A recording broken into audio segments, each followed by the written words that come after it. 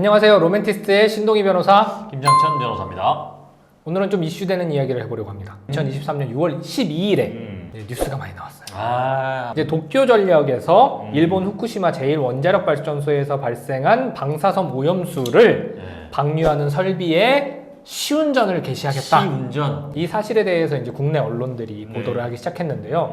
시운전을 한다고 하니까 시운전이 어떤 절차인가, 앞으로 어떻게 되는 것인가 이제 궁금해하시는 분들이 많아요. 그렇기 때문에 이제 이 부분에 대해서 궁금해하시는 분들을 위해서 이게 왜 이런 이슈가 발생했고 방류된다고 하는 그 오염수는 어떻게 발생하게 된 것이고 누가 도대체 이 방류를 결정한 것인가, 그 부분에 대해서 좀 궁금증을 풀어드리도록 하겠습니다. 좀 오래 지나서 이제는 기억에서 잊혀졌을 수도 있겠지만 2011년 3월 이제 후쿠시마 원전이 지진과 쓰나미로 인해서 이제 큰 재해가 발생해서 이 원자력 발전소에 사고가 발생한 거죠. 그래서 이제 이 사고 수습을 하고 이제 이 원자력 발전소 안에 이제 보관하고 있던 핵연료 이런 것들이 막 이제 외부로 나오면서 문제가 됐을 것 아니에요. 자, 그러면 지금 방류를 하겠다라고 하고 있는 이 오염수, 이건 도대체 왜 발생한 걸까요? 그냥 그 붕괴된 원자력 발전소에서 자체적으로 막 물이 쏟아져 나오는 건 아닐 거 아니에요? 그렇죠. 그 부분에 대해서 궁금해하실 수도 있을 텐데 이게 원자력 발전소가 사고가 발생했기 때문에 이 핵연료, 안에 있던 핵연료들을 식혀줄 필요가 있습니다. 아주 고온이겠죠. 네. 그래서 이 핵연료를 식혀주기 위해서 냉각수를 투입해야 하는데요. 그 냉각수들이 결국에는 핵연료를 식히면서 방사성 물질 등 여러 가지 핵물질들을 이제 머금게 되는 거죠. 그렇죠. 그러면 이렇게 이제 냉각수로 처리한 이 오염수들을 계속 보관을 했을 거란 말이에요. 당연히 방류할 수 없으니까요. 그렇죠. 그러면 이제 보관을 하고 한없이 가지고 있을 수는 없으니까 일본에서는 이 오염수들을 좀 과학적으로 처리해서 핵물질들을 한번 다 제거해 보겠다. 그냥 한없이 가지고 있으면 안 돼? 한없이 오다 보다. 일본은 이 계획을 2013년부터 가지고 있었어요. 그래서 2013년부터 이제 자체적으로 이 오염수를 이제 정화할 수 있는 방법에 대해서 과학적인 분석을 하였고 2021년 4월 달에 비로소 후쿠시마 오염수를 처리하여 방류하겠다라는 결정을 외부로 공표했습니다. 그 21년도 4월 달에 그렇게 공표했을 때도 사실 주변 국가들이 굉장히 문제를 많이 삼았어요. 아니 이거 진짜 방류하겠다고? 이거 좀 문제 있는 거 아니야? 자, 2021년 4월 달에 그렇게 한번 이슈가 됐음에도 불구하고 일단 당장 방류가 되는 것은 아니기 때문에 뭐 이렇게 좀 그 이슈가 좀 가라앉았죠. 그렇죠. 그리고 이제 여러 국가의 국민들의 관심사에서도 멀어졌어요. 근데 그 당시에 발표할 때 일본에서는 약 2년 뒤부터 방류를 시작할 것이고 약 30년 동안 천천히 방류를 이어갈 것이다. 30년이나 지속적으로? 이렇게 얘기를 했어요. 그러면 2021년 4월 달에 2년 뒤에 방류하겠다. 이렇게 얘기했어요. 그럼 그게 언제예요? 지금이에요, 지금. 지금이네. 그래서 이제는 본격적으로 계획했던 방류를 실행하는 시점에 이르게 된 것이죠. 그러면 도대체 그 방류를 누가 결정하는 거냐? 그러니까. 이렇게 궁금해 하시는 분들이 있을 거예요. 일단 지나온 절차를 한번 살펴보도록 하겠습니다.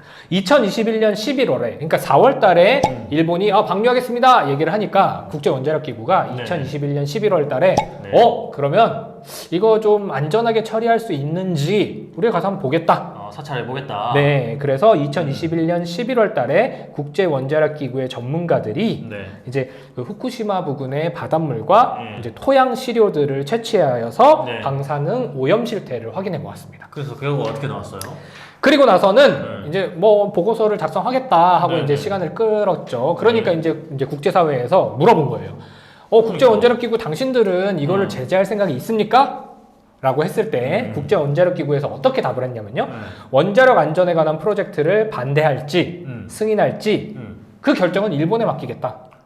아니 국제원자력기구가 그러면 있는 이유가 뭐예요? 그러니까요. 이거 뭐 국제원자력기구에서는 결국엔 이렇게 돌려 말했지만 방류의 결정은 일본에게 있다. 그러면 방류해라 이 말이잖아요. 뭐 할지 말지 결정해라. 이 말이잖아요. 뭐 그렇게 하고 시간을 지나더니 이후 국제원자력기구가 안전성 검토에 관한 중간 보고서를 발행합니다. 내용은 일본의 처리를 신뢰할 수 있다. 이 일본은 더 자신감을 얻었겠죠. 그렇죠. 국제사회가 인정했다 뭐 이렇게 말하겠지. 뭐 그렇죠. 그리고 이제 최근입니다. 5월 29일부터 5일간 네. 이제 국제 원자력 기구와 이제 각국 대표단들이 포함된 사절단들이 네. 가서 네. 오염수에 대한 해양 방류에 관한 포괄적 검증 절차라는 포괄적 검증. 것을 네. 진행하였고요. 네. 이 포괄적 검증 절차에 관한 포괄 의견서, 네. 이제 최종 의견서가 될 거예요 아마. 그렇죠. 최종 보고서. 주간 보고서 했으니까. 이것이 6월 말에서 아. 7월 초면 아마 발행이 될 것입니다. 예상해 보세요. 뭐 아직 나오진 않았지만 국제 원자력 기구에서 뭐라고 하겠어요?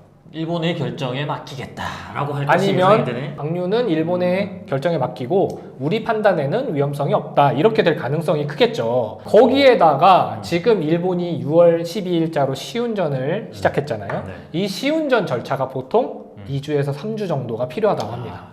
맞췄네? 그러면 3주 정도 시운전을 하고 네.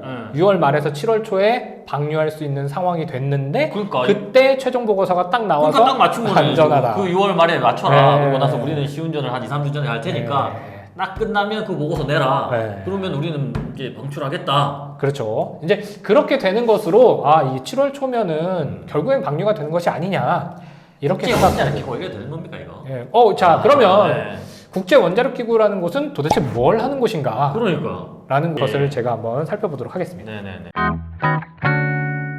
국제 원자력 기구는 원자력의 평화적 이용과 국제적 공동 관리를 목적으로 하는 유엔 산하의 준 독립 기구입니다. 그러니까 유엔 밑에 있는 기구예요. 지금 위치는 오스트리아 빈에 위치하고 있습니다. 그게 우리나라 서울에 위치하고 있었어야 돼. 국제 무슨- 원자력 기구가. 그게 뭐- 그래야 일본이 방류를 하면 네. 원자력 기구에서도 강하게 대응을 할 거 아니에요. 자. 오스트리아 예술가 지금 그런 거야.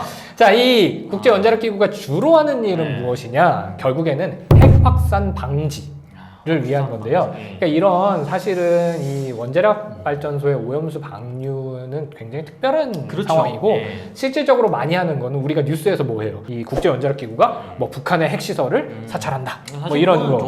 좋은- 예. 그러니까 핵 무기의 확산을 방지하기 위해서 혹시 너네 나라 핵무기 만드는 거 아니야? 가가지고 한번 보고 이거 핵무기인 것 같은데 하지 마. 뭐 이런 거를 하는 기구예요, 사실은. 그런데 이제 이번에 특별하게 핵 발전소의 오염수와 관련된 처리에 대한 의견을 밝히게 된 것이죠. 그런데 문제는 여기 있어요. 국제 원자력 기구는 제재를 가할 수 있는 직접적인 권한이 없습니다. 일본이 뭐 만약에 안전성에 문제가 있는 것을 방출한다라고 했을 때도 제재를 못 한다는 거예요. 그렇죠. 이 국제 원자력 기구는 직접적으로 후쿠시마 원전수의 방류 결정에 대한 제재, 즉 금지를 강제할 수 있는 근거 아니, 권한을 가지고 있지 않아요. 아니 그러면 일본이 일단은 선례가 될 거 아니에요. 선례가 되면 다른 나라들도 차후에 이런 문제가 발생하면 또다시 배출하고 할 텐데 이거를 처음부터 이걸 가만히 놔둬야 되는 거예요? 바다로 흘려보내는 거잖아요. 바다로 흘려보내면 결국에는 바닷물은 순환하잖아요. 순환하면 결국에는 그 물고기들 전 세계 사람들이 다 먹을 텐데 전 세계 사람들의 생명권, 맛있는 회를 먹을 권리 맛있는 회를 이런 것들이 침해되잖아요. 김 변호사님 아. 회 못 먹으면 큰일 납니다. 아. 조심들 하세요. 자, 그래서 이것이 일단은 뭐 7월 달에 방류될 것임이 명백하다 이렇게 네. 예상하시는 분들은 이미 예. 말씀하신 것처럼 그게 그럼 도대체 우리나라에 어떤 영향을 미치고 우리나라는 어떻게 대응을 해야 하는가에 대한 관심을 가지고 있어요. 이게 결국에는 방류가 될 것이라면 그 사전 단계에서 막지 못한다면 우리는 그 이후에 어떻게 대응할 것인지도 고민해 봐야 하는 거잖아요. 사실은 뭐 그게 현실적이겠네요 지금. 자, 1차적으로 사전적으로 대응할 수 있는가를 고민해 봐야겠죠. 무슨 일이든지 벌어지지 않게 막는 게 중요하잖아요. 그렇죠. 그러면 우리가 옆 나라인데 후쿠시마 원전에 가서 멱살 잡고 하지 마! 할 수 있어요? 그래야죠. 그렇게는 할 수 없죠. 아쉽게도. 그러면 우리나라 안에서의 분쟁이라면 네. 어떻게 하죠? 소송을 제기하죠. 소송을 제기하죠. 그렇기 때문에 국가 간의 분쟁이면 소송을 제기할 수 없나? 라고 생각하는 분들이 있어요. 그러면 우리가 찾아볼 수 있는 것이 바로 국제사법 재판소죠. 재판소입니다. 이제 ICJ라고 하는 이 국제사법분쟁재판소는 이제 유엔 산하에 있는 재판소인데요. 이제 국제법상 주체인 나라와 나라 간의 분쟁이 있을 때 네. 이제 민사재판을 그렇지. 열어주는 네. 기구가 있습니다. 그리고 나라와 나라 간에 서로 이제 합의해서 우리 재판 네. 가자라고 했을 때 그거에 대한 판단을 해주는 거죠. 그렇죠. 그러니까 이제 1차적으로는 야 그러면 거기 한번 가보자. 그래서 이거 못하게 하자. 라고 할 수 있지만 1차적으로 이 관할에 관한 분쟁은 이 국제사법재판소에서 마음대로 이거 내가 재판할게 이렇게 할 수가 없어요. 그렇죠. 원칙은 양 당사자의 합의가 있어야 돼요.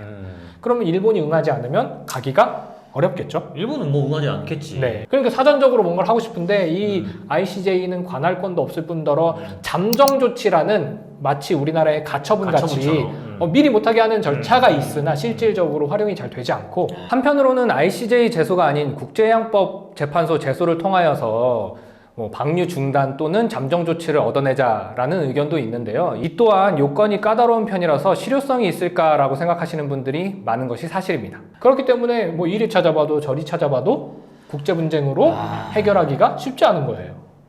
이래도 되는 겁니까 이거? 자, 문제 해결해야지. 네, 그러면 결국에는 이렇게 해서 사전적으로 막아보려고 노력은 해야겠지만 막지 못하면 이후에 방류가 시작되고 실질적으로 문제가 발생하는 것인지 계속 관찰 추적을 해야 될 거 아니에요. 그죠? 사실은 근데 30년 동안 지속적으로 조금씩 어쨌든 계속 방류를 하면 그걸로 인해서 내 생명, 내 신체가 상해를 입거나 어떤 질병을 얻거나 하는 인과관계를 어떻게 입증해요? 그냥 안전하다는 명목 하에 방류하고 그냥 처리하겠다, 없애겠다는 것이잖아요. 어떤 식으로든 우리 신체에 영향을 미칠 텐데. 제가 과거에도 환경 소송이라고 일컫는 자연 환경의 오염으로 발생하는 손해배상 관련된 소송을 진행해 본 적이 있는데요. 말씀하신 대로 이 오염으로 인한 질병은 인과관계 입증하기가 굉장히 어렵습니다. 그래서 이 부분에 대해서 사실 법적으로는 걱정이 되는 부분들이 많이 있긴 있어요. 이게 가해자가 뚜렷하지 않은 상태에서 피해를 입었을 때 과연 나는 누군가에게 손해배상을 청구해야 하는가? 어업을 생명으로 하시는 우리 어민들, 뭐 낚시 좋아하시는 분들 다 타격을 입을 거 아니에요. 저만 해도 스스로가 바다에다가 그거를 뿌린단 말이야? 이러면 물고기 조금, 해산물도 조금 그렇지 않나? 라는 생각이 얼핏 들거든요. 그러면 생계에도 직접적인 영향을 미치겠죠. 사실 지금 상황은 일본은 그저 방류를 하겠다는 거예요. 그렇죠. 하겠다는 거고 시운전까지 했으면 사실 멈추지 않을 가능성이 크겠죠. 그렇죠. 그리고 국제사회에서는 우려를 나타내고 있고 특히 우리나라 국민들 중에는 반대하는 사람들이 많고. 그렇죠. 왜냐면 우리는 바로 옆 나라잖아요. 네. 뭐 한국, 중국, 러시아 이쪽은 반대를 많이 하시겠죠. 근데 일본은 듣지 않고 있는데 우리나라 내부에서끼리 싸워봤자 그것이 뭐 해결책이 될 수는 없잖아요. 그렇죠. 그렇기 때문에 우리에서 의미가 없죠. 그렇기 때문에 좀 실용적인, 실효성 있는 그런 해결책이 좀 나왔으면 좋겠어요. 어찌됐든 결과적으로 차후에 만약에 일본이 방류를 하게 된다라고 했을 때 진짜 안전해야 될 것 같아요. 그죠? 그래서 이 부분이 어떻게 법적인 쟁점화가 될 수 있고 법적으로 우리나라의 이익을 어떻게 지킬 수 있는지에 대해서는 조금 더 고민이 필요할 것 같습니다. 맞습니다. 저희도 고민을 좀 해봐야겠네요. 나라와 나라 간의 협약이나 이런 걸로도 충분히 해결을 할 수 있지 않을까. 법적인 분쟁, 국제사법재판소의 분쟁 해결 외에도 그런 방법을 한번 나라가 찾아봤으면 합니다. 자, 오늘은 애국자 김장천 변호사를 모시고 말씀 나눠봤습니다. 오늘 여기까지 말씀 나눠야겠네요. 좀 우려가 되지만 좋게 해결됐으면 좋겠습니다. 해산물 많이 먹어요. 감사합니다. 네.